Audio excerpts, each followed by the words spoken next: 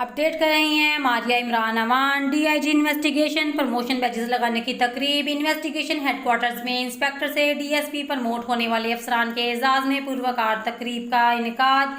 DIG investigation शारक Jamal Khan और SSP Mansoor अमान ने अफसरान को रैंक के बैजेस लगाए। डीएसपी के ओहदे पर तरक्की पाने वालों में जुल्फ़िकार अली, अली अब्बास और गुलाम शबीर भट्टी शामिल हैं। प्रमोट होने वाले DSP Zulfikar Ali incharge investigation शुमाली छावनी तैनात थे। DSP Ali Abbas legal branch में तैनात थे। प्रमोट होने वाले DSP Ghulam Shabbir Bhatti investigation headquarters में तैनात थे।